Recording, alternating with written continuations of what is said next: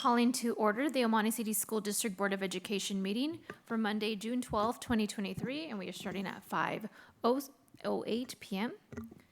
We will now do roll call. Ms. Cobian is not present today, so we will begin with Ms. Flores, Present. Ms. Rivas, Present. Mr. Segers, Present. and Mendez Garcia present. If we can now stand for the flag salute. Put your hand over your heart and begin. I pledge allegiance to the flag of the United States of America and to the republic for which it stands, one nation, under God, indivisible, with liberty and justice for all. Thank you, everyone, for being here today for our June meeting. It's only been 1 week since our last meeting. Okay, today we have 3 items of interest. We are going to begin with number 1, local indicators, presented by Dr. Teresa Pinedo. Thank you. Good evening, President Mendez Garcia, Governing Board and Community. I'm here to report on our local indicators that are required as part of our local control funding formula. Our local indicators, excuse me, let me wrap my head around it. So when we're looking at seeing how our district is progressing, how our schools are progressing, we look at the California dashboard. And that lists both our state and local indicators to indicate our progress in supporting our students. And this is part of local control funding formulas, priority areas, and are aligned to the Every Student Success Act. So the state indicators are based on information that are collected statewide, and that includes things like our SBAC testing, chronic absenteeism, our English learner progress towards proficiency, suspension rates, and so on. And so that's at the state level. Locally, though, we collect information on indicators such as our basic services and conditions, which is priority 1, implementation of state academic standards, priority 2, parent and family engagement, which is priority 3, school climate, which is aligned to priority 6 of our local control funding formula indicators, and then access to a broad course of study, which is priority 7. We are required to measure our progress in meeting these priorities on an annual basis. It's a self-evaluation. Then we utilize this information to inform our local control accountability plan. So for priority 1, basic services and conditions, that was a standard met for our district. We had 0 misassignments of teachers and 0 vacant teacher positions. 0% of our students were without access to standards aligned instructional materials. We were in good standing on our Williams review, and 0 identified instances where facilities did not meet the good repair standard. For priority 2, implementation of academic standards, we provide professional learning to align to the most recent state curriculum frameworks. Each year, our teachers receive a minimum of 18 hours of professional learning in English language arts, math, science, social studies, and ELD. That does not include the optional professional development that we also provide for them throughout the year and during the summertime.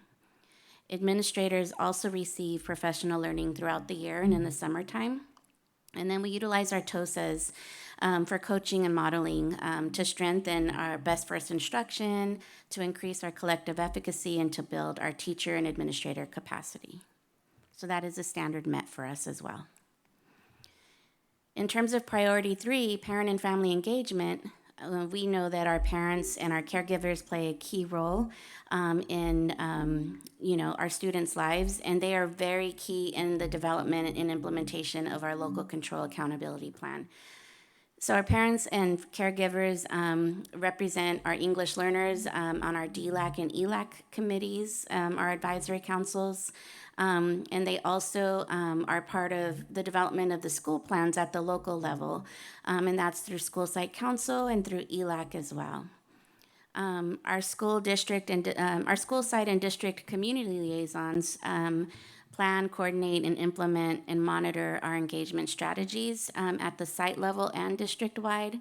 And then we utilize our counselors, our social workers, our community liaisons, and our behavior intervention specialists to provide parent and caregiver workshops. So that's a standard met for us as well.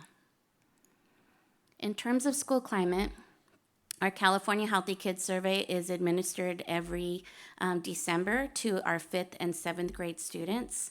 83% of our 5th grade students shared that they believe that adults in school have high expectations of them, and 76% of our 7th grade students believe the same.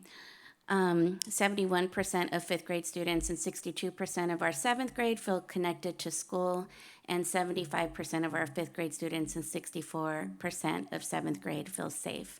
And I had shared with you previously that when we conducted actual site visits and did some focus groups around these 3 areas, we actually found that students do feel connected and safe at school. They feel that they have an adult that they can go to and rely on. So the connections there are stronger than what was reported. And then we continue to scale up on our social, emotional, behavior support through a continuum of care for our students. We focus on positive student-staff relationships, structured school and classroom environments, high expectations with engaging instruction, and then our family and community engagement. So again, this is a standard met for us. In terms of priority 7, our access to a broad course of study, all of our students have access to and are enrolled in a broad course of study as defined by Education Code. This is monitored through our student information system, and then our students who have individualized education plans have their goals, objectives, and services that are created for them. And so this is a standard met for us as well. And so based on our local indicators and all of our data that we've collected, we have met all of the standards and the local indicator priorities. Any questions? We'll start with Mr. Sechrist. The survey results came in, and the children that indicated they're not satisfied with what's happening, do we address that and come back and say, like the one I noticed, they said some of them didn't feel secure or connected? And so we do address that and try to find out why and how to Yes, so fix it? we held focus groups where we went to each of the sites and met with those students to get more information, and that has also gone into our planning for support, not just for next year, but also for this past year, for the remainder of the year. That information was shared with site administrators so that they also knew, and with our counselors, so that we ensured that students knew that they had that safe environment to go to. Thank you. I'm thinking these numbers came up just last week. Yeah, I think it was either I can't remember if it was last week or the board meeting before that. We did share some of that information, Yeah, and yes. it seems like, I mean, I'm just going off of memory, but was there some positive growth in those specific indicators from maybe prior year? So we did see, I think pandemic related, we kind of plateaued a little bit. And so it's our focus to be able to make that positive growth absolutely for years to come. We did see a positive growth in our BEST data, which is a screener that we utilize to check on students' well-being as well. So we have seen some growth in that area as well, as far as students feeling more connected and so on. So yes, we're moving in the right direction. And then, Dr. Garcia has also set up a student advisory council where she also is seeking input from students about, making our schools more engaging, helping them to feel more comfortable at school. And we want students to feel excited about coming to school every day. I want to just add to that one of our goals for next year is to bring that student advisory group here to the board to do a presentation on some of this data and to speak behind, just to really give an explanation to what the data looks like and how their suggestions for what we can do as a district to improve. Yes, and it was last week, Mrs. Rivas, and Mr. Sollenbach's just reminded me, one of the questions being about students feeling safe. When we dug a little deeper into that, what they shared was it wasn't that they did not feel safe at school. They do feel safe at school. They know they have adults to go to. It was the going to and from school that they said that they felt they wanted more support with. And you answered my questions that I was going to lead up to it, so perfect. Any other questions? Okay. All right, thank you so much. Okay.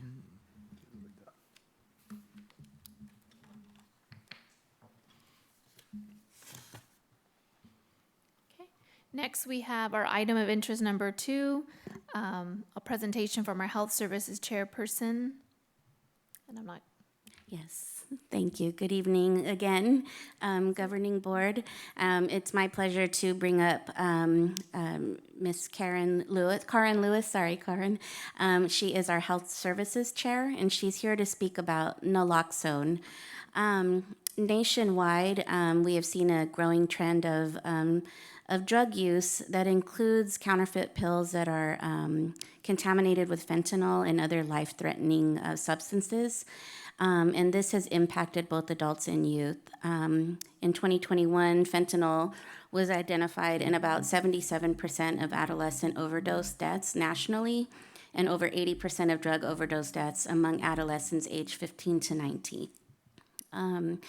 And so, in addition to educating our students and our families on how to prevent problem opioid use, LACO and the Department of Public Health recommended that districts look at adopting evidence-based harm reduction methods to deliver in-school settings. And so targeted naloxone distribution is the best strategy to respond to overdoses when they do occur. And so this is a safety mechanism to have in place to train our adults about in case we experience a student who has overdosed on a fentanyl product. And so Ms. Lewis is here to speak about that.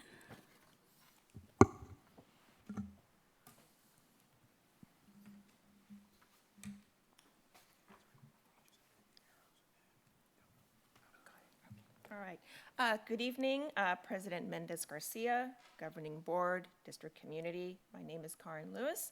I am the Health Services Chair for the El Monte City School District. And as Dr. Pinedo said, I'm going to be providing you with a presentation about naloxone. So, why do we need naloxone? So, as it was mentioned, there are a growing number of cases of overdoses of opioids. What we are specifically concerned about is fentanyl.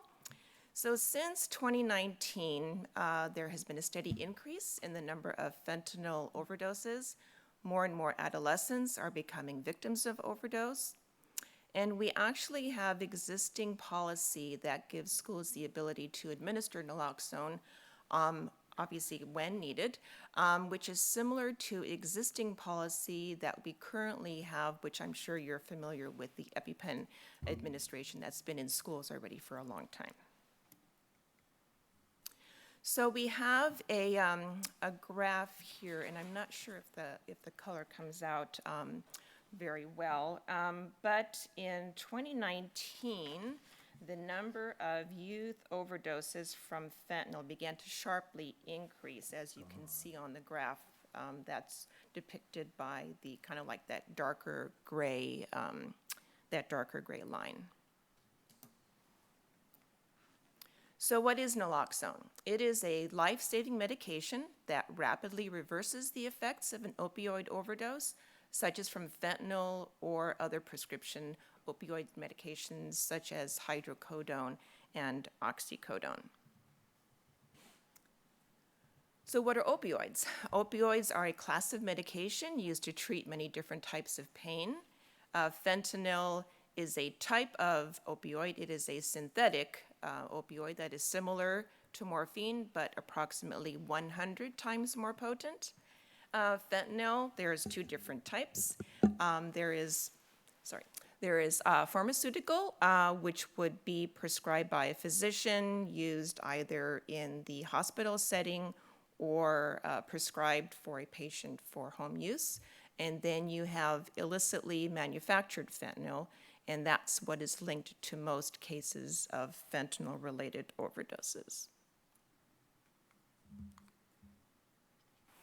So how do opioids affect the body? We have impairment, which would manifest itself in the victim with relaxed muscles, slowed or slurred speech, sleep, fatigue, nodding off, reduced heart rate. The victim is responsive to stimulation like yelling, a sternal rub, or pinching. But then we have overdose, which looks very different. We've got breathing, which is very infrequent or has stopped, a deep snoring or a gurgling sound. The victim is pale or clammy, loss of consciousness. There is a slowed heart rate or the heart rate is non-existent, and they are not responsive to any type of stimulation. So methods that fentanyl and other opioids can be taken. So primarily there's three forms. Ingested in the form of a pill. It can be smoked and or snorted. So what is an opioid overdose? So the brain has many just natural receptors for opioids. An overdose occurs when too much of an opioid fits in too many of the receptors, slowing and then stopping breathing. And within 3 to 5 minutes without oxygen, the brain damage starts to occur, soon followed by death. So what specifically does a fentanyl overdose look like? So it has the same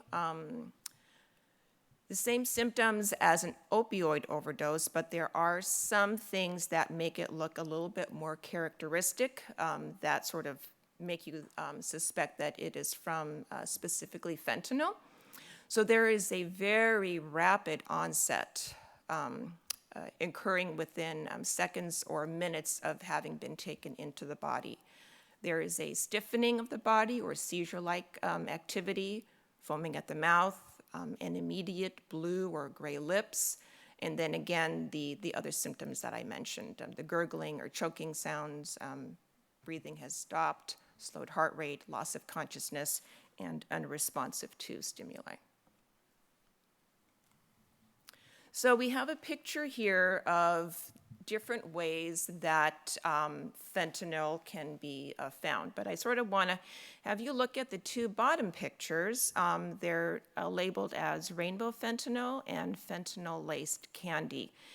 This is something specifically alarming because our adolescents, our youth, they can unknowingly ingest this thinking that they're taking candy, and it could very well be laced with fentanyl. So understanding naloxone. It reverses an opioid overdose. It restores normal breathing to a person whose breathing has either slowed or stopped because of an opioid overdose. It is effective with opioids only, such as fentanyl, oxycodone, also known as OxyContin, hydrocodone, known as Vicodin, codeine, morphine. So if someone is overdosing on a drug that is not an opioid and it is affecting their breathing, the naloxone will not have any effect on it. The naloxone only works with an opioid. So then, what does this naloxone look like? So this is a picture of what the delivery system looks like. It is delivered intranasally, or in layman's terms, through the nose. It requires no assembly. This is how it comes, and it is sprayed into one nostril only. There is no need to do it in both, just one. So clarifying some common misconceptions about naloxone. Naloxone is not addictive. It does not cause any of the effects of an opioid. It does not increase the risk of substance abuse. And as I had mentioned earlier, if someone has overdosed on anything besides an opioid, the naloxone will not have any effect on them. Safety of using naloxone. It is the first line of treatment for an opioid overdose. It must be administered immediately. If the person has not overdosed on an opioid, there is no effect on the body, and inhalation from the individual is not required. So someone may think, well, if the person has stopped breathing and now I administer the naloxone, if they can't inhale it, how are they going to now have that, into their body. The naloxone does not enter, the naloxone does not enter into the lungs in order to be having an effect on the body. It is absorbed through the lining of the inside of your nose. So there's no inhalation that would be required. So responding to an overdose, we have the 4 R's: recognize, respond, reverse, and remain. So we have recognize, observe the individual for signs and symptoms of an opioid overdose. Respond, call 911, absolutely, as soon as you can. Reverse, naloxone is also known as Narcan. It's sold as the brand name of Narcan. So naloxone and Narcan, those 2 names are used interchangeably, but they are one and the same thing. The delivery pack comes as 2 doses per pack, and that's the box of the packaging that it comes in. Then remain with the person until 911 arrives. And then lastly, we need to do training on the administration of naloxone. So that would include all school nurses, all health assistants, all school site secretaries, and all school site administrators. And I believe that was the last slide. Yeah, it was the last one. Any questions? I'm sure there are. How long has this been available, the naloxone? What's the history of how long it's been around? So I could not tell you an exact date. However, before I came to El Monte as my new home, I did used to work in the hospital setting, and the anesthesiologists, when the patients would come out of surgery, if they had still too much opioid on board, so to speak, they were using Narcan. Okay. And so I was actually witness to how quickly the Narcan works. Thank you. Yes. Anybody else have any questions? Any other questions from the board? And when is training gonna roll out, or did it already start? It has not. So the first day for staff to come back is, I believe Wednesday is the 16th? Yes. Yeah. So the school nurses and health assistants will be receiving training on the 16th, students coming back on the 17th. Secretaries likely within a week or 2 after that. And then for school site administrators, I'm going to guess maybe during PD in Yes, August? it's part of our professional development at the beginning of August. Thank you. Yeah. Thank you. Okay, thank you very much. President Mendez-Garcia, if I can just add that we know that this is something that we're hearing about more and more in the news. And so, we're very, this is something that we want to do. We want to just be prepared. And we also know that we have to provide a lot of support and professional development to staff. And we also want to make sure that we're informing our parents and our kids, and there's an awareness, right? Just going back to the picture where Mrs. Lewis highlighted some of that, the fentanyl that looks like candy. And so we want to make sure that the drug awareness is done, as a companion to this as well. This isn't the solution. This is a response. And so we want to make sure that we're very proactive in being very explicit. So we normally say no to drugs, and we talk about, certain drugs, but fentanyl will be part of that conversation moving forward. And we're also going to talk about how sometimes it can be disguised, right, under gummies and, colorful pills, et cetera. Thank you for that additional information. And our parents as well, if I didn't say that earlier. Our parents have asked for a lot of information around fentanyl, and we want to make sure that we're also providing it for them as well. We'll be working with our school resource officer to provide those trainings. Thank you. All right, next we have our item 3, item of interest, our facilities master plan update by Perkins and Eastman. President Mendez-Garcia, members of the governing board, we have our architectural partners here from Perkins Eastman. We're reaching the home stretch and finalizing our master plan. We have some exciting information that they'll be sharing for the board. as we enter the final stage of the master plan and begin the fun work of looking ahead to the prioritization process that follows the conclusion of the master plan process. So I'll turn it over to Kimberly and Joshua from Perkins Eastman to provide an update to the board regarding the progress we made on the master plan and present some findings to the board. Great, thank you, Jose, and good evening, and we're very excited to share with you our final draft of this report. So today's presentation, we're going to talk about some summary findings as we went through this process. We'll share with you the costs and state funding. And what we've done is we've grouped the projects into types. So that's not a prioritization. It's just a way for us to group like scopes of work. And then we'll talk about the other sites and next steps. So as we began to reflect on the work that we have done over these few months, big part of what we learned was that you have really good framework to begin to build upon with your existing facilities, in particular for the high performance learning environments. So those are the areas that we feel like would be low-hanging fruit and great opportunities for you to explore in the future. The other area that we looked at was parity, and we found that through our surveys, we were finding in our engagement process, we were finding just parity issues between sites. Next item that was a big focus was optimizing our enrollment with the number of classrooms, so what we call capacity. And then strengthening the work that you're doing in LCAP with community school approach, expanded learning, enhancing the functionality of spaces like fitness, arts, and STEM.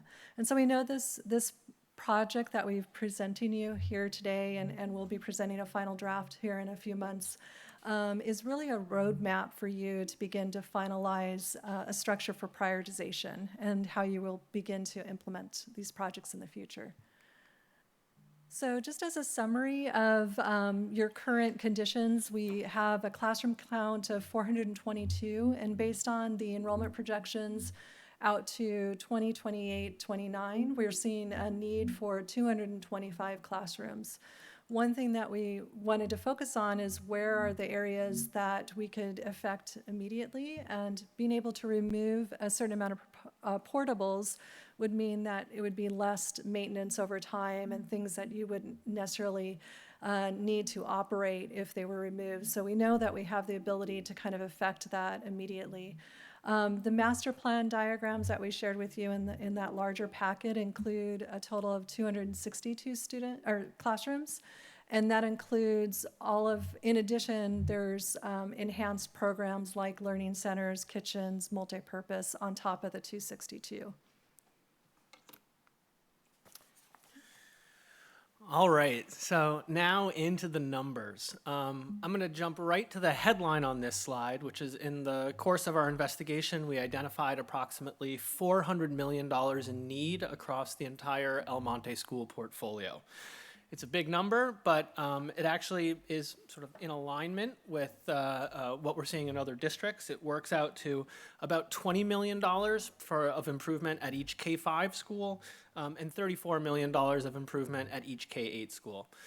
We've also noted some other improvements at non-school sites. We'll dive into that a little bit later. I do want to note that all of this is in 2023 dollars, so this is looking at what these improvements would cost today. But over the lifespan of a multi-year capital plan, we would be dealing with escalation. Things get more expensive, there's inflation, and so a rule of thumb is to reserve an additional 1/3 of the costs for escalation. So that gets us to a total program cost of $594 million. But moving forward, I will be keeping things in our 2023 dollars just for the sake of simplicity. So that big number, and I recognize it is sort of can shock a little bit, is broken down into a few different project categories. And this was developed, and we'll walk through this a little bit later, on a site-by-site basis. So these are not approximations. It's an estimate, but it is based on looking at the specific needs of each individual site. And it breaks down into a few different categories. So about 40% of the cost is in modernizing your older building stock, the buildings that are built before the year 2000. We'll walk through some of the scope of that, but then in the next slide. Another 20% is the modernization of newer buildings, buildings that were built since 2000. And then another 20% is for new construction of multi-purpose rooms, gyms, and kitchens. Associated with that is another 4%, which is that yellow bar up on top, which is demolition of portables to create the space for some of that potential new construction. And then the teal color up on the right represents about 16% of the total cost, and that includes the improvements to the outdoor spaces, so looking at site and grounds, athletic facilities, play structures, and also the creation of solar shade canopies, which create both a more comfortable campus for students, but also reduce costs. And I do just want to highlight one thing, which is that the full modernization and new modernization costs both include new furniture, but there are some potential funding streams that could help offset that. My colleague Kim is going to dive into some of the available state funding in a later slide. So just to get into a little more of the detail when we talk about these numbers, what are we actually talking about in terms of the improvements? So when we talk about the light modernizations at the newer buildings, we're talking about new secure doors, improvements to the roofs, the furniture and finishes that I spoke about a moment ago, restroom renovations, LED lighting, and modest communication and security system upgrades. These are our newer buildings, so they need less work. When we take a look at some of our older building structures and the types of improvements needed there, it's everything from the light modernization plus window replacements, plumbing systems, HVAC, the casework in the classroom, it's the cabinets, major communication and security upgrades, libraries, kitchen modernizations, and in some cases where we talk about a site reconfiguration, we're also talking about the basically moving walls around, so demolishing interior partitions and reconstructing them. In the case of new construction, what we're really talking about here are new multi-purpose rooms and gyms for some of the particularly K-8 sites that are missing them. And when we're talking about the estimates for these new buildings, we are imagining high-performance buildings that are very sustainable. There might be a higher upfront with cost with those, but we expect them to be lower to operate over time because of better energy performance. When we look at the site and grounds upgrades, the types of things we're talking about are upgrades to the fields of play and creating circulation networks with ADA-compliant walkways across all campuses, looking at new play structures, spaces for outdoor classrooms, and those solar canopies and lunch shelters that, again, create shade and comfort in outdoor environments. And for demolition, really, we're just talking about demolishing portables. And that is, we're using a fairly high number to estimate there, just in case there are issues with asbestos or other hazardous materials. This estimate would cover the hazardous materials costs associated with that. So some details there in terms of the different types of scope. Great. And as a component of our report, we are also including your eligibility. And the good news is that there is eligibility for modernization upwards of 73.5 million. This is a conservative number. This is sort of today's rate. But the way that it works is the state share is 60% and the district share is 40%. So it does include the need for the district to have a match in order to capture those eligible funds. In addition to modernization funds, you also have the ability to tap into some new construction eligibility, which is going to be very important as we move forward to capture eligibility for new construction like the MPRs. And I don't have a slide for that, but I received the numbers today, and it's about $83 million worth of eligibility. So these are all great ways for you guys to think about when you start to begin to prioritize. You can begin to also prioritize by capturing state eligibility. So just to give you an idea of how the structure works, for modernization, it's a 60-40 match, and that includes modernizing existing square footage, as well as replacing existing classrooms with new classrooms. So you can use modernization funding to build new classrooms. For new construction, you have the ability to also apply those grants for multipurpose kitchens and gyms. And it's currently in the regulations are being discussed in AB 247, which is currently going through the approval process and hopefully will be on the ballot in 2024, which is the state bond of approximately $14 billion. So there are new regulations that are allowing districts to apply for funding for MPRs and kitchens, and as well as counseling and places that are used for health and wellness. For preschool, there's the full-day kinder grant. The governor recently changed that regulation, and now it's being delayed. Those funds are being put into COLA and some other revenue stream that they want to kind of maintain. So we're not seeing that going to be real viable until 2024. And then there's opportunities for seismic retrofit. Depending upon the solution that you come up with, you may do a replacement or a modernization. Will depend on the grant ratios of district to state. So lots of opportunities for you guys as you begin to think about how you might want to prioritize the work in the future. Oops. This doesn't want to seem to go through.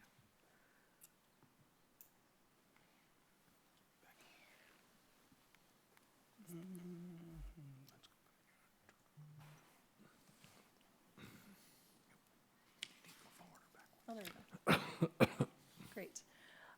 So the other area that we wanted to also share with you is potential for tiering the projects, tier 1 being the highest priority potentially, because these are the sites or facilities that were not fully modernized prior to 2000. So you have opportunities there to potentially look at a tier 1 for the full mod and reconfiguration. The other opportunity is to look at the removal of portables as part of the tier 1, potentially tier 2, because those portables will likely be used as swing space as you might modernize the projects that are in tier 1 for full modern reconfiguration. We've also identified potentially the MPRs and kitchens being either tier 1 or tier 2, and then tier 3 would be the light modernization, the spaces that need sort of less work because they were recently constructed in 2000. So these are just a different way to look at the scope of work that we're proposing at each of the sites. The orange color is the light modernization, the teal color is full reconfiguration, and new is the kind of light gray color. So there are some sites like Cherry Lee and Clemenson that we're not proposing any new construction, but there's other sites like Cortada and Rio Vista that you can see are more full in reconfiguration because they didn't receive new buildings in the prior measure. And then moving on to the K8s, same kind of scale here. Orange is light modernization. So you can see Durfee, because they have newer buildings, has the majority of light modernization for the K8s. The teal for reconfiguration in full, and a little bit of gray for new construction. So when we were here last month, we talked a little bit with you guys about the types of projects that were most important and some of the ways that all campuses could be updated and modernized through different types of investment. And what we're going to do over these next few slides is sort of look at these improvements and how they would get applied to a subset of campuses. We don't have time to go through every single one with you right now. I do want to say that the plans for every site were submitted with the board packet, so you guys can review those at your convenience.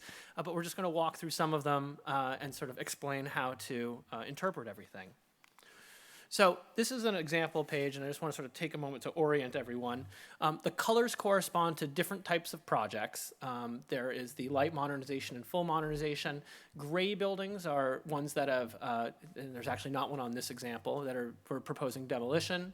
Or actually, there are portables being demolished here under this proposed plan. And then there's new construction will be shown with red outlines.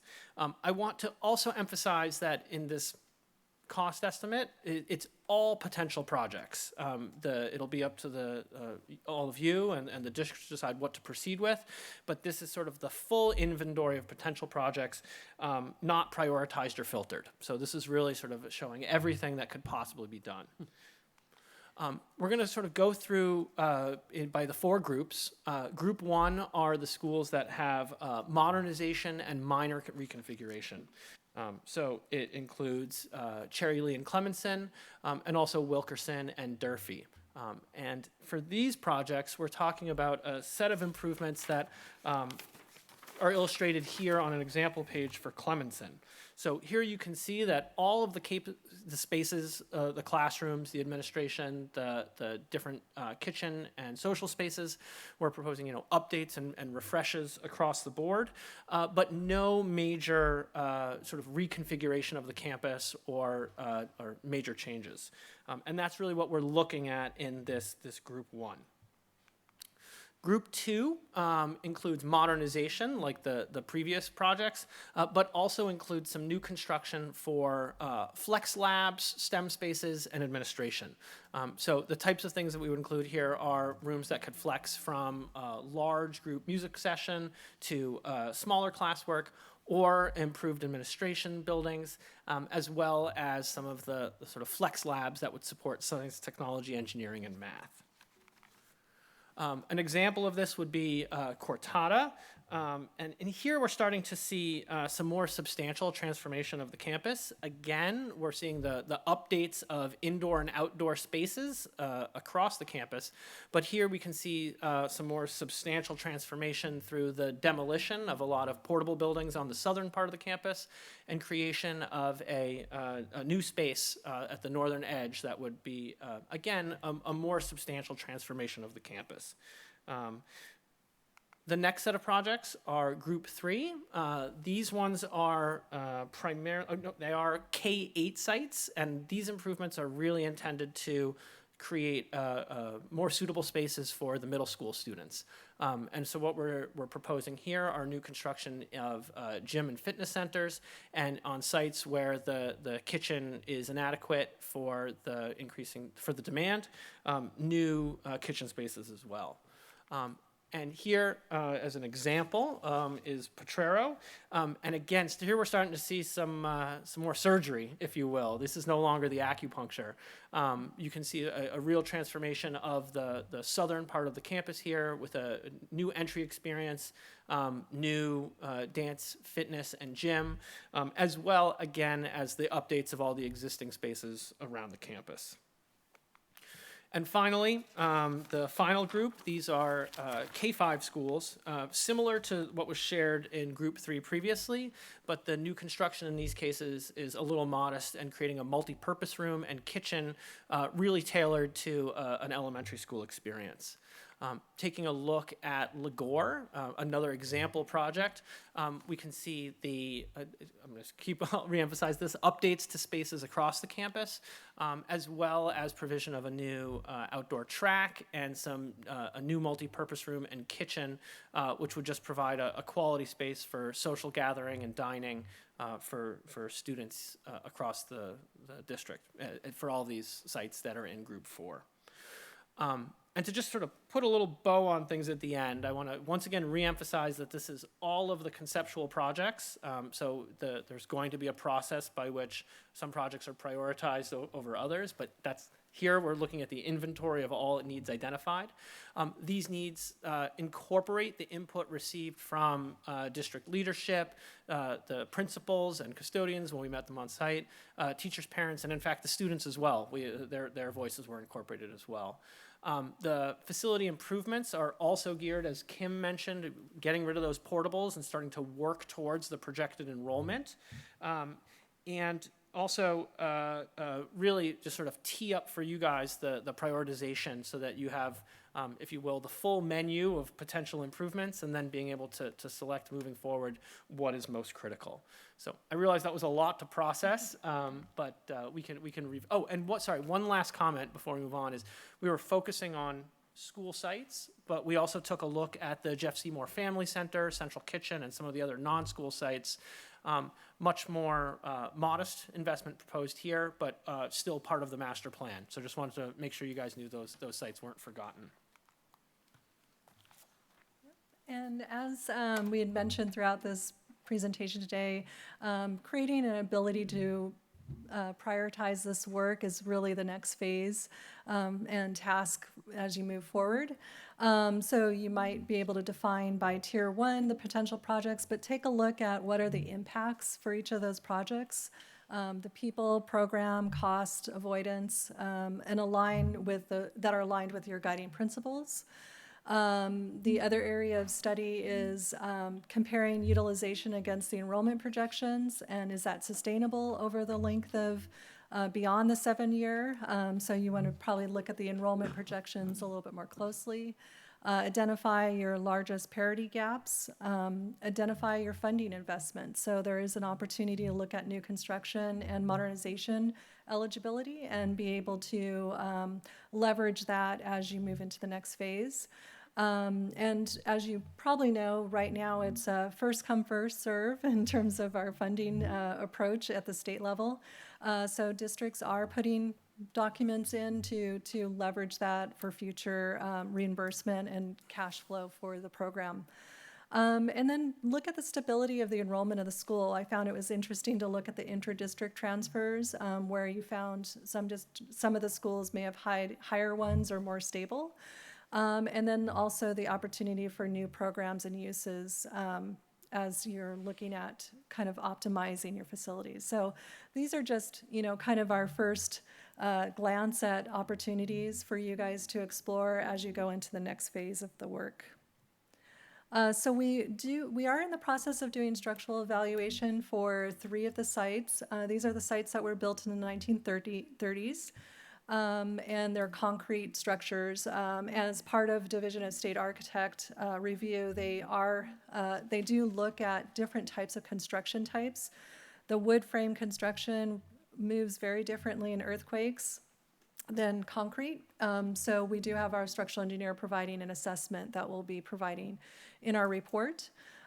We also will be providing you a final draft prior to your retreat, and then the adoption or receiving of the final facility master plans to September 11th. So that is our presentation, and we are looking forward to any questions that you may have of us. Thank you so much for all this information and prioritizing it. Just one comment, I'm not sure if you printed it or if maybe we can get a copy of this where it's 1 school per page, just because it's Small. I can't read it, yeah. That's good. Yeah, just so we can better read what the input and priorities were school to school. Yes. Absolutely, we're happy to get that for you. Yeah, and each one of those sites included a summary of the staff input for the survey, the parent or community input. So you see specific input for that school site, which is nice to compare and contrast. One question for me, and working with other districts, right, what are you seeing them in terms of trends of where they're starting? In terms of dollar amounts? For or? projects, yeah, right, so you kind of gave us different. Prioritization? Yes. So I would advise that you look at your eligibility, because that's going to get us, especially for the bond passes in 2024, that's going to be your greatest cash flow as a reimbursement. So while I was the director of facilities at Irvine Unified, we had projected, I think, 22 million, and we prioritized those schools that had the modernization eligibility. In the end, it was closer to 33 million that flowed in, and it was a reimbursement to the program. So that's going to be a really great cash flow for you guys as you work on other projects, because it's just important to consider that all the other districts around you are capitalizing on that program, and you want to do the same. So those are the things that I'd say: prioritization of potential state eligibility, those opportunities.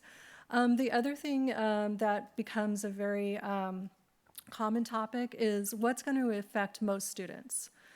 So in the case of like districts that are high school districts, they may focus on high schools because all students, experience the high school. So think of it in terms of the biggest impact of fill in the blank, whatever that blank is. So is it students that you want to have the greatest impact? And that may be, for example, the furniture upgrades. That has a tremendous impact on the learning environment and what the students and teachers can do within their classroom. So that has really nothing to do with what we talked today about, but those are really big impacts that you can directly see the results immediately. So there's sort of that other component of what could you do faster, quicker, with less funds. We had talked about the importance of outdoor learning environments and how one of our little pieces of pie was like $2 million or something. It doesn't seem maybe that seems like a lot of money, but in the scheme of things, it's not a lot of money. But what does that $2 million get you in terms of impact on students? So the ability for students to go out and have small group instruction, but be able to be comfortable, have the technology and the ability to work collaboratively. So you have to think about it in terms of impacts. So that's just some of the ways that I've seen how other districts begin to prioritize. Great, thank you. I did have one question regarding funding and, how long does that typically take, the whole process? So the way that our state funding program works is you have to have DSA-approved plans, and then they get submitted to the Office of Public School Construction, and then it gets through the State Allocation Board. Currently, there are no funds in the program. I mean, the governor has supplemented their program with funds, but at this point, pretty much, it's unfunded at this point. There's people waiting in the queues, and it's unfunded. So if the state bond passes in 2024, there's a need to get in line. So it does require California Department of Ed approval, which happens during the design phase, DSA approval of plans, and then the submittal to OPSC and SAB.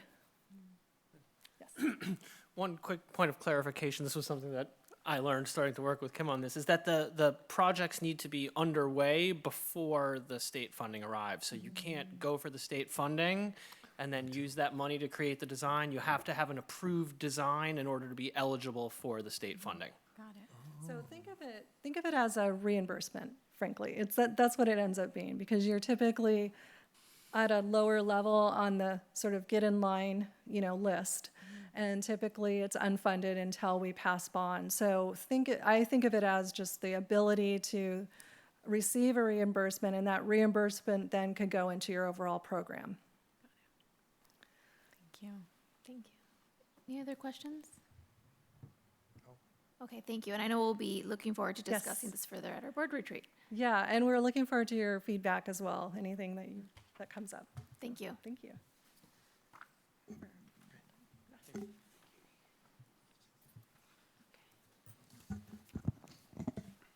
Moving on to our next section is our communications. We do have one public comment today, so I'll be calling up Carlos Rivera, agenda topic being facility management system.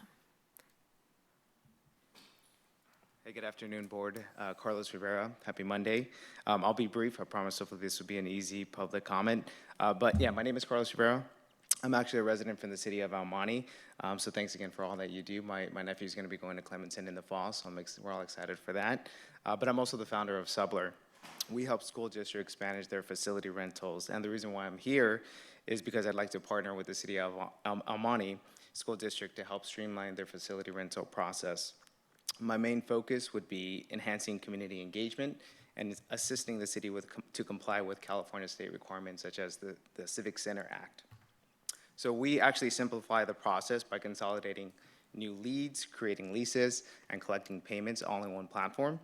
We help schools to increase their rental income, and just, coincidentally, we're all talking about facilities, but we also help manage their expenses and put their underutilized spaces to work. So we're currently working with 3 other schools in the area, and our professional experience includes, intersects directly with schools, real estate, and business. So I'm actually sit on the board as well of another private high school here in Los Angeles. And so, yeah, just wanted to really come in and introduce myself and hopefully point me in the right direction and for who to talk to. So thank you. Any Thank you. questions? No, thank you so much for coming today and share that information. Thank you. All right. Any written communications? No written communication has come forward. Okay, next we have our cabinet reports. President Mendez and Governing Board, it is our pleasure this evening to share an overview of some of the wonderful things that happened leading up to the end of the school year. We're going to begin with Mr. Herrera, who will kick us off with some business updates. But as you can see, a big highlight to our cabinet updates this evening is all of the end of the year events, including our promotion ceremonies that were just wonderful, a wonderful celebration of all things kids, families, and the hard work that took place throughout the year. Mr. Herrera? All right, thank you, Dr. Garcia. First off, for business services, just announcing some of the insurance rate renewals for this upcoming plan year. We're on October 1st through September 30th plan year for our health insurance plans. And so the renewal rates came in much higher this year than a typical year. Some of that was inflation finally creeping up in the healthcare industry and hitting school districts. Some of that as well was there's a backlog of health visits, procedures, as a result of the pandemic, and some procedures or doctor visits got delayed. So it's showing up, unfortunately. You see there a graph there that shows historical health insurance increases over the years. And so for most of our staff jumps on the Kaiser plan here in the Monte City School District. So as you can see there's a 9% increase on the cost of that plan as we go into next year. And we'll be opening up and sharing this information with staff in the next few weeks as we prepare for open enrollment. As we look at our food services, they're busy over the summer. Today was the first day of our summer school, and they continue to offer free lunches to our community, not only just the students that are attending summer school, but anybody in the community 18 and under is more than welcome to attend any of our sites during the lunch hour to receive a free meal. And food services has been hard at work going after grants. We applied for $150,000, but we'll take $75,000. So we just were announced a few days ago by the CDE that we received a school breakfast program and summer meal program expansion grant. So we're happy about that. Some other good news is we received a new refrigerator truck, so we'll be working with our communications office here to make sure we design a vehicle wrap so we can have that promotion driving around town. And an announcement, we brought this contract actually to the June 5th board meeting, but just sharing with the board and the community, we are going and we've selected a new student information system. We currently use Aspen, and we've been using that system for the past 10 years. We created a task force and went through this process, and we've identified EduPoint Synergy as the student information system that we'll be moving forward with. So we're going to start up the implementation this summer. We hope to have the system implemented by the end of the calendar year so we can begin training staff and fully launch the system as we approach the 2024-25 school year. As a side note, this is the same system that the high school district actually selected a few years ago.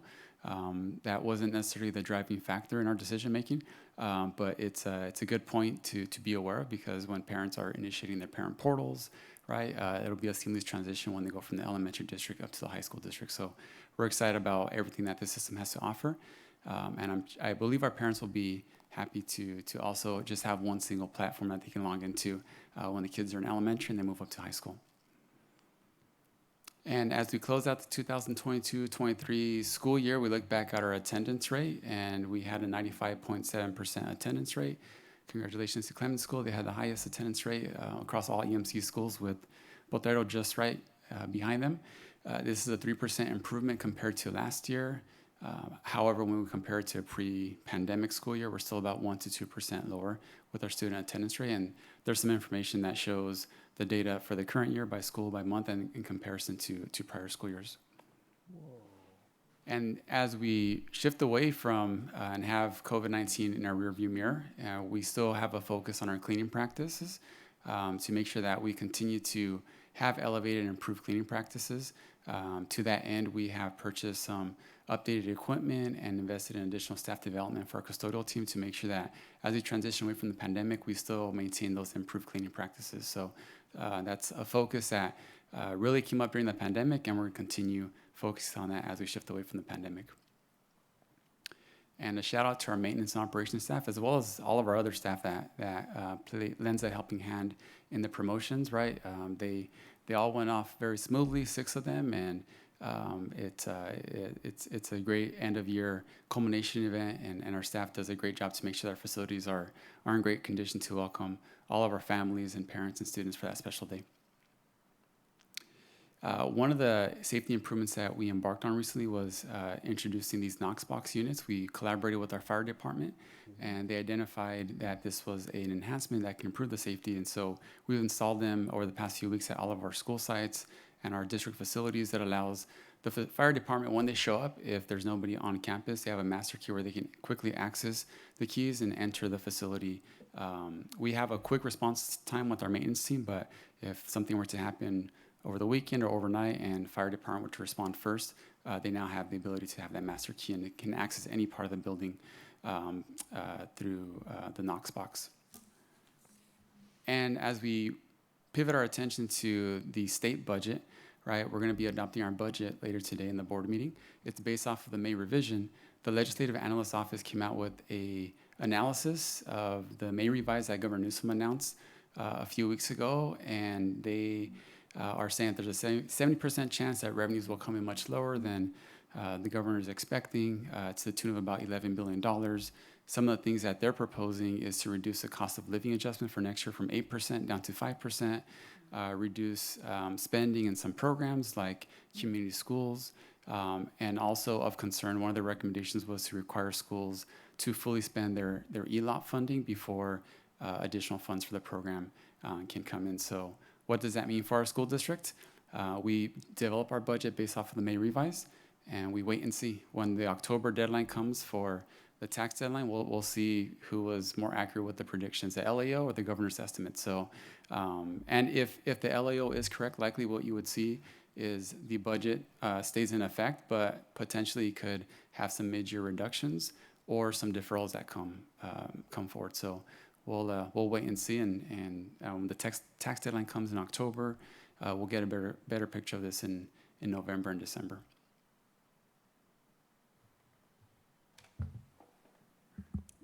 Thank you. This year, our theme was Together We Rise, and that spoke to our collective effort, all of us together, in ensuring that our students' social, emotional, academic, and behavioral needs were met.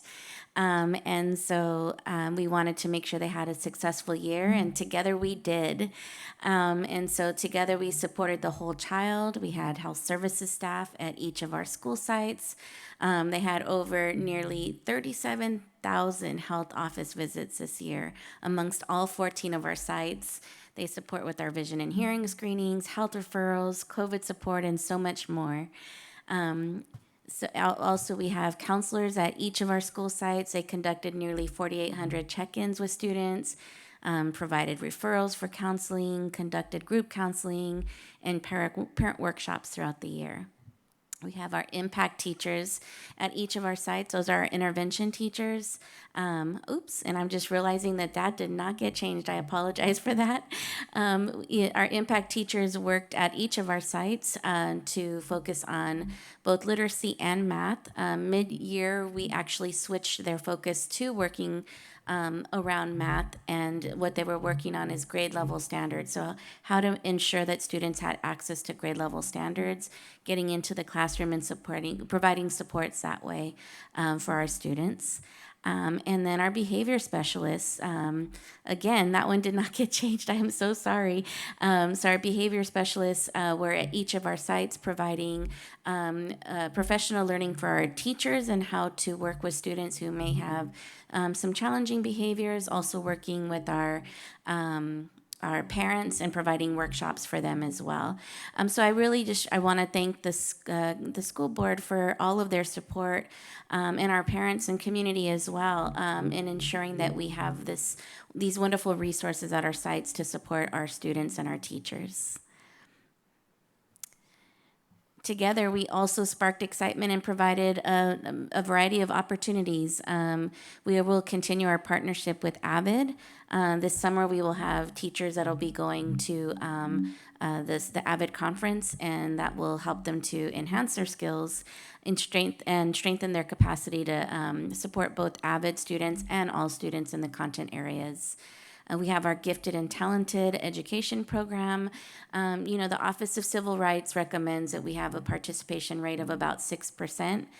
This year we had a district average participation rate of about 8%. So we're doing really well, an increase of about 2% from last year. We do have some sites that we want to focus on to increase that number, but we're doing pretty well overall. Our migrant education program provided, a variety of opportunities throughout the year, including college visits, their Saturday academies that include STEAM programming and literacy. They had a speech and debate club and tournament. We provided expanded tutoring, parent-family nights, and Dia del Niño celebration. And then again, they are participating in we have students participating in our summer enrichment camp that just started today. Went very smoothly, thanks to all of our summer school enrichment coordinators, formerly our summer school principals, and the work of our entire team to ensure that we were ready to start today. And again, together we continue to spark that excitement, providing opportunities through ELOP and ALCOP funding, including, this is just a small little sampling of what we've done this year, but art and bowling, coding, drama, gardening, Girls on the Run, golf, Lego robotics, our musical theater program, which was very successful this past spring, outdoor science school for each of our 6th graders, pickleball, which I need to learn how to play. We had playworks during our both our morning recesses and our afternoon recesses that helped to support students, to learn the rules of the game and learn how to play together and collaborate with each other. And then we had Soccer for Success, and we provided tutoring throughout the year as well. And then together we engaged our families through, utilizing outside agencies and community partners, our community liaisons, our counselors, and our behavior intervention specialists. We gave workshops on a variety of topics, including how to be involved in their child's education, preparing for parent-teacher conferences, suicide awareness and prevention, preventing substance abuse, thinking ahead to college and career, supporting children with anxiety, depression, and impulsivity, providing positive discipline, and navigating special education.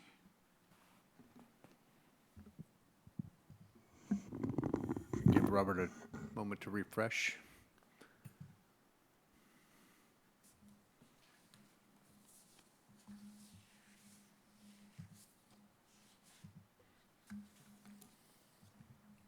We want the accurate presentation. Otherwise, we're going to have people working out of class based on the counseling information. I'm going to have grievances filed.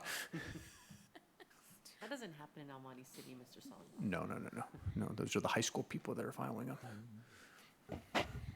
All right. Well, so just wanted to share some of the wonderful photos that were taken from our Run for Your Heart. We discussed it. I think some of the board talked about it at our last board meeting. Just wanted to give congratulations to Columbia, who were our 2023 sweepstakes winners in both the 7th and 8th grade girls division and the 7th and 8th grade boys. And just to kind of give you a quick explanation of that, you take the top 5 times from all of the girls, 7th and 8th grade, and then add those times up, and the lowest time is your sweepstakes winner. So for both the girls, 7th and 8th grade girls, and the 7th and 8th grade boys, it was Columbia who actually took the sweepstakes for this year.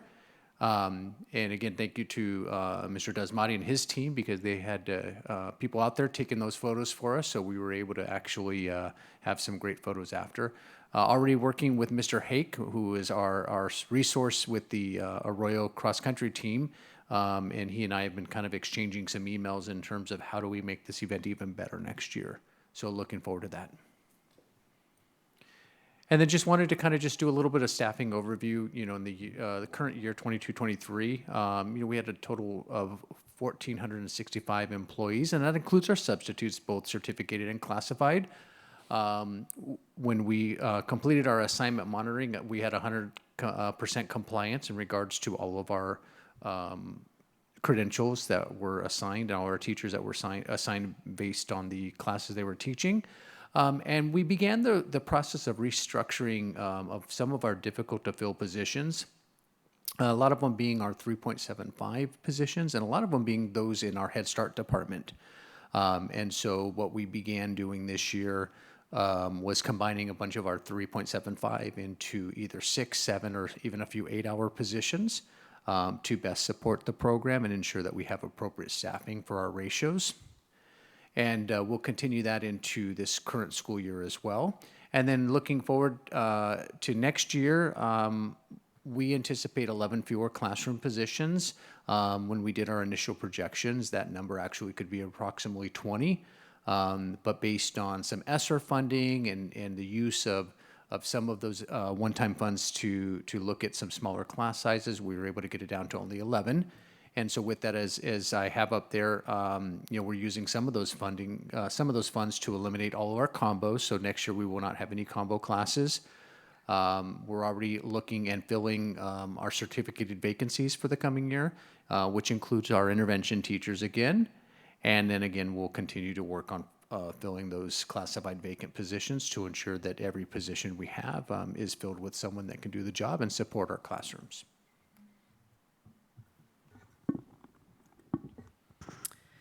And last but not least is just once again a big congratulations to all of our promoting 8th graders that are moving on to high school.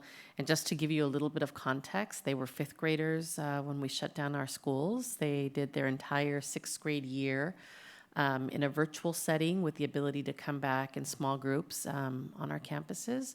And they came back as 7th graders. That's when they really stepped foot on the campus and then just rose to the occasion.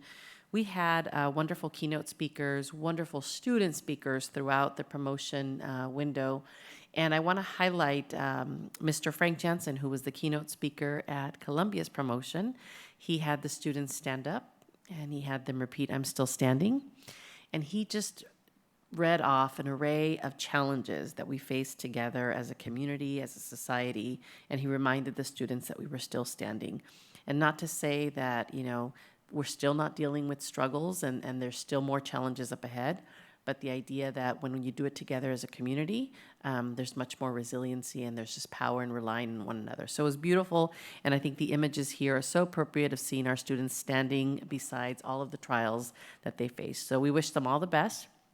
We've sent off a note to the high school district that they are getting a wonderful group of students, and we expect to see many, many successes and many wonderful, happy outcomes 4 years from now.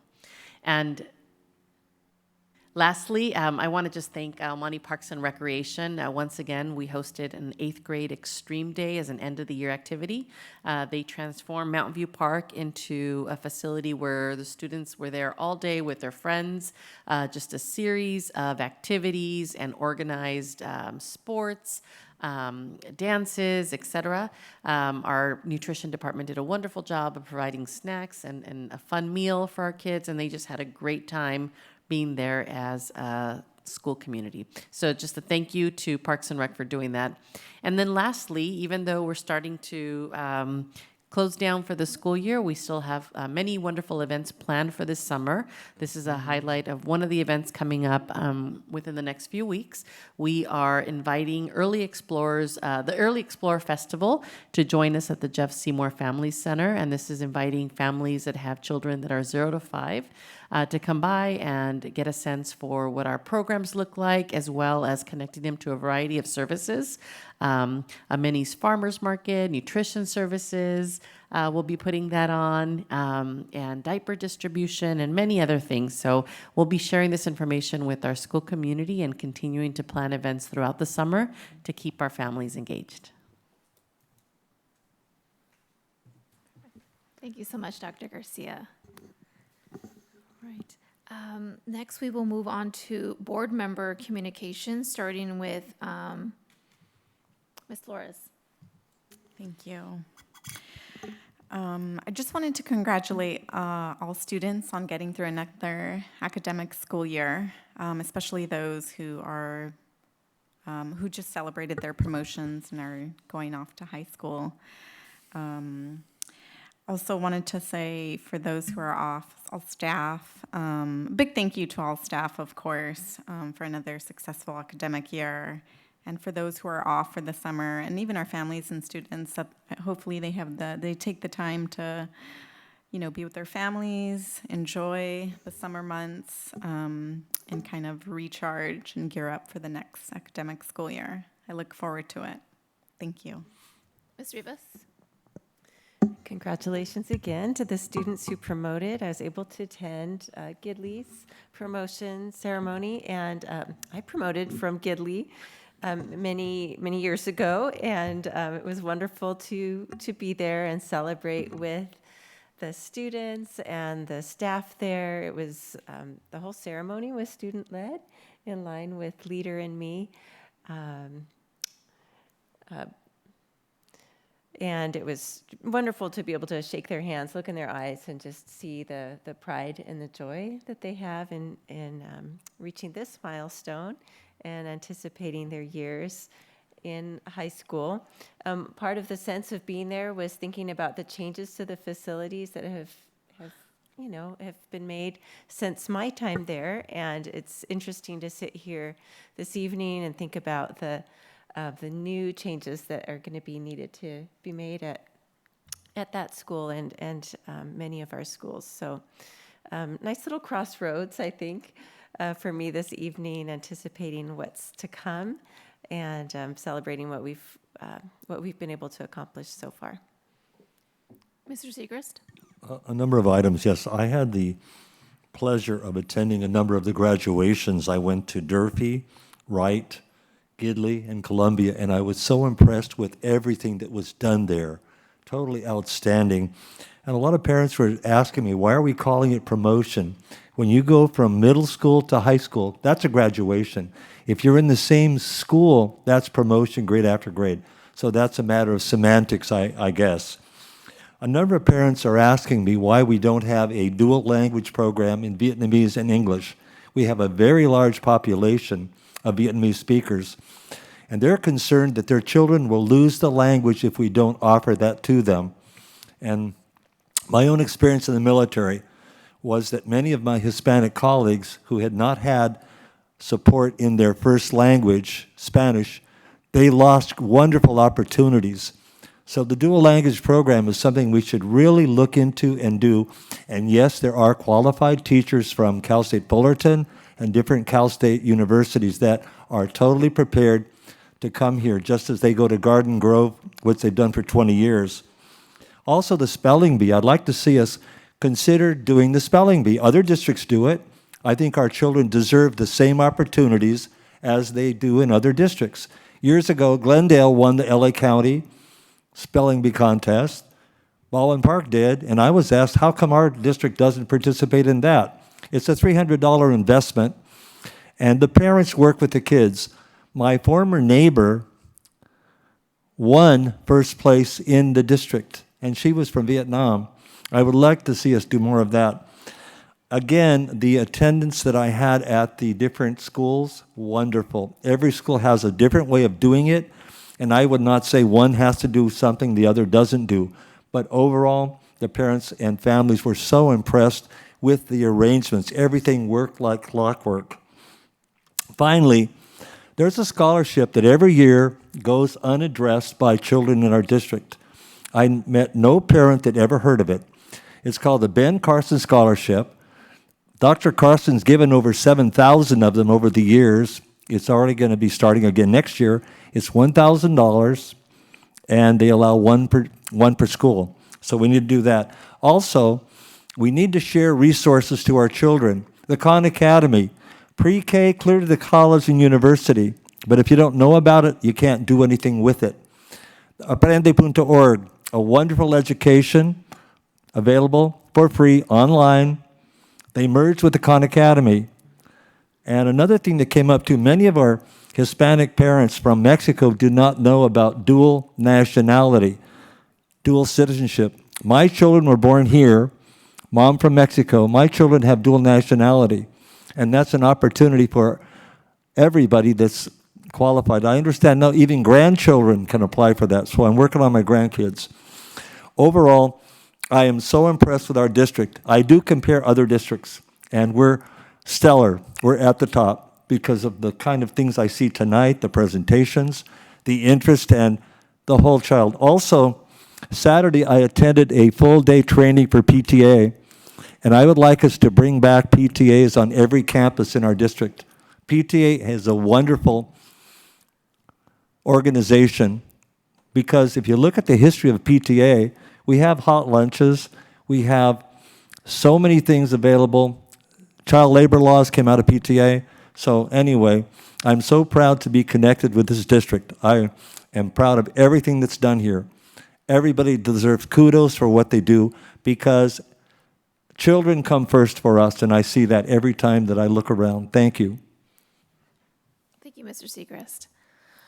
For my board communications, yes, just congratulations to our 8th graders. Congratulations to our teachers and our staff for another successful school year.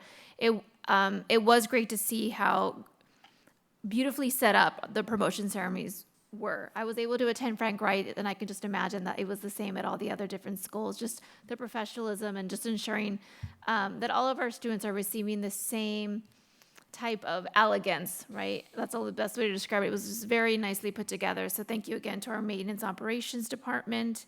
Thank you to our summer school staff for taking on summer school. I know a lot of time teachers can choose to use that time for break, but it's great to see that we have so many staff that want to come back for different reasons to work summer school. So thank you to those staff. And I look forward to in August when we receive the update on how our summer school program went. It's always great to see the different things that our teachers are doing to keep students engaged and providing those different learning experiences during the summer.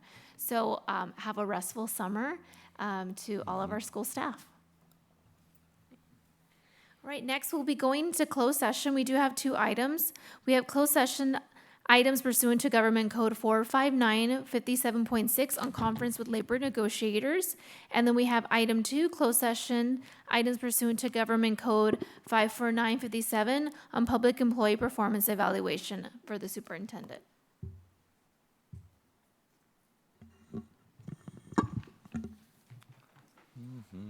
Cut. Take 2. Are we keeping the blooper reel? I started so strong. Okay, and we are back resuming open session for the Monte City School District Board of Education meeting at 6:57 p.m. We just returned from closed session on items 1 for the conference with labor negotiators, no actions taken, and then item 2 on public employee performance evaluation of the superintendent, no action taken. Next, we're moving on to our approval of minutes. Turn the page here. We have consideration of approval of the minutes for the June 5th, 2023 meeting. I move to approve the minutes. Is there a second? I will second that. Second by Mr. Segrist. Are there any questions or discussion? All in favor say aye. Aye. Aye. Any opposed? I abstain. Okay. The motion carries 3, 1 and then 1 abstain. Yeah, there you go. Right, next is the action and consent agenda. Are there any items at this time that board members would like to pull to vote separately? Okay, I will now ask for a motion for the action and consent agenda. Do we have a motion? I so move. Okay, we have a motion by Ms. Rivas. Is there a second? I'll second. Second by Ms. Flores. Are there any questions or discussion? All in favor say aye. Aye. Aye. Any opposed? The motion carries 4-0. Next, we are moving on to our action items. We have item 1, consideration of approval of local control accountability plan for 2021 to 2024, year 3. I know we had our presentation at the last board meeting. Good evening, President Mendez Garcia, Governing Board. It is my pleasure to bring the 2023-24 LCAP for your consideration. This is the 3rd year of our local control accountability plan, and the goals and actions in our LCAP have been created to meet the social, emotional, academic, and behavioral needs of our students and are closely aligned with our MTSS framework. Educational partners were consulted in the review and development of the LCAP to ensure that students have the resources and supports they need to meet their individualized needs. Right. Okay. All right, is there a motion for item 1? I'll make a motion. Okay, motion by Mr. Segrist. Is there a second? I'll second. Second by Ms. Rivas. Are there any questions or discussion? All in favor say aye. Aye. Aye. Any opposed? The motion carries 4-0. Next, we have item 2, consideration of approval of the 23-24 adopted budget, which was presented at our last board meeting. Thank you, board members. Before you is the adopted budget for the upcoming fiscal year. We have a fiscal year that runs on a July 1st through June 30th cycle. We heard the presentation from our Director of Fiscal Services at the last board meeting. We also had the public hearing. And as required under Education Code, at a separate board meeting, the adopted budget is presented to the board for approval. Perfect. All right, is there a motion for item 2? I move to approve item 2. Okay, motion by Ms. Rivas. Is there a second? I'll second it. Second by Mr. Segrist. Are there any questions or discussion? No. All in favor say aye. Aye. Aye. Any opposed? The motion carries 4-0. All right, next we have item 3, consideration of approval of employment agreement with the superintendent. President Mendez, Governing Board, before you for consideration is an updated contract for Dr. Garcia. Ed Code 35031 limits the term for superintendents to 4 years, and so it is a 4-year contract. Thank you. All right, is there a motion for item 3? I'll move to approve. Okay, a motion by Ms. Flores. Is there a second? I'll second that. Second by Mr. Segrist. Are there any questions or discussion? I think we're all happy to have Dr. Garcia back with us for another 4 years. All right, all in favor say aye. Aye. Any opposed? The motion carries 4-0.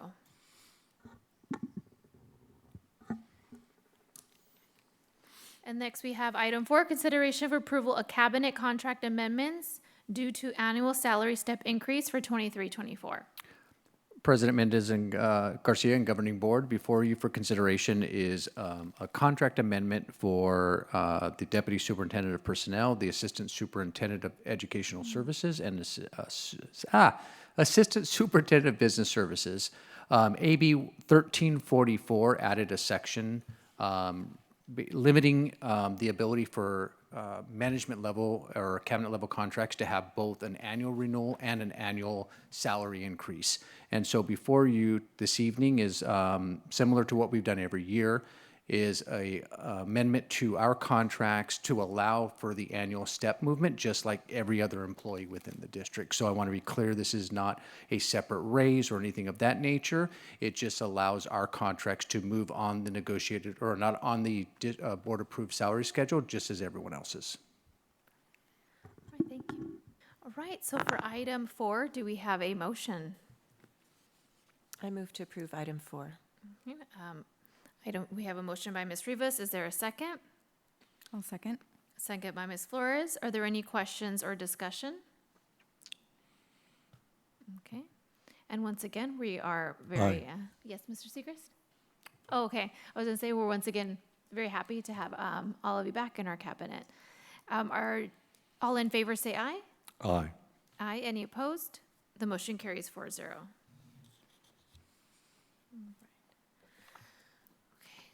All right, next we have board policy updates.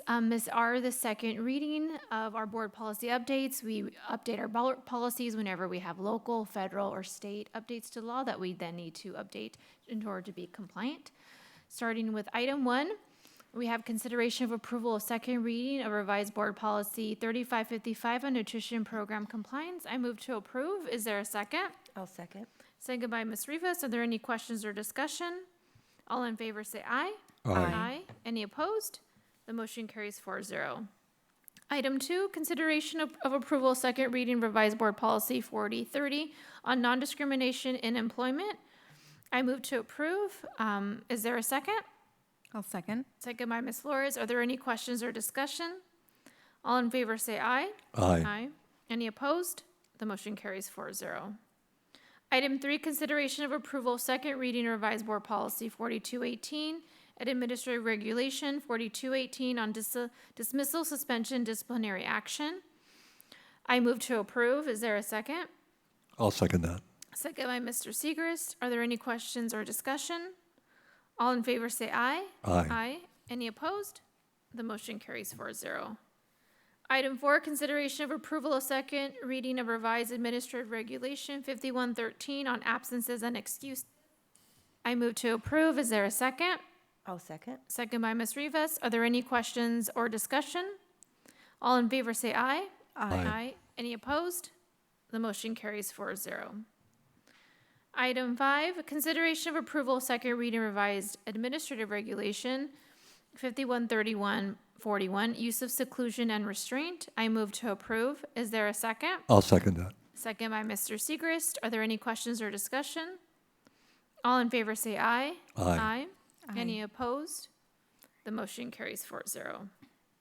Item 6, consideration of approval of second reading revised administrative regulation 6115 on ceremonies and observances. I move to approve. Is there a second? I'll second. Second by Ms. Flores. Are there any questions or discussion? All in favor say aye. Aye. Any opposed? The motion carries 4-0.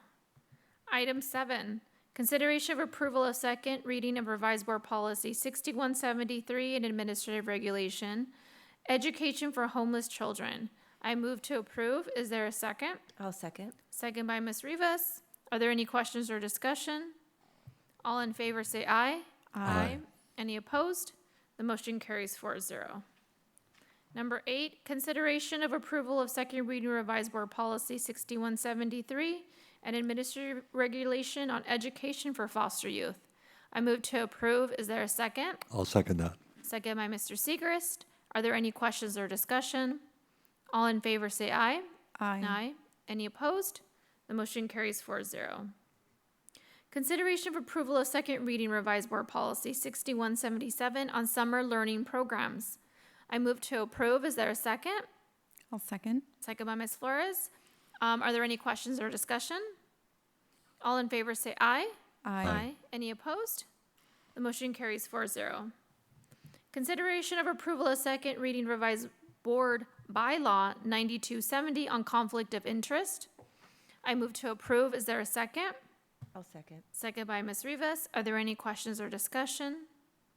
All in favor say aye. Aye. Any opposed? The motion carries 4-0. And lastly, consideration of approval of second reading of revised board bylaw 9320 on meetings and notices. I move to approve. Is there a second? I'll second. Second by Ms. Rivas. Are there any questions or discussion? All in favor say aye. Aye. Aye. Any opposed? The motion carries 4-0. Okay, next are our discussion session. We have one item here is our board retreat where we're going to discuss the potential date for our meeting. President Mendez Garcia, board members, we have been looking at some potential dates. Our last conversation, what we said is we were going to move our board retreat closer to the start of the year, and we would align it to some of the work that we are planning to do with the strategic plan, continue with equity policy, and then after tonight's presentation, an opportunity to really give the board the opportunity to prioritize some of the thinking and planning around the facility plan, master facility plan. And so a potential date would be August 7th. It's a Monday. We normally meet on Mondays. I know traditionally we've done retreats on Saturdays. I think once we did it on a few times we did it on a Friday evening, but this would allow our community to come to a regular time when we normally meet. And so if it's if the board is open on August the 7th, we can discuss some times now and add it to the calendar. Does that work? Yes, Okay. yes, yes. 4 yeses. Yeah. All right, and then we typically start our meetings at 5 o'clock. Would that be a good starting time for the board?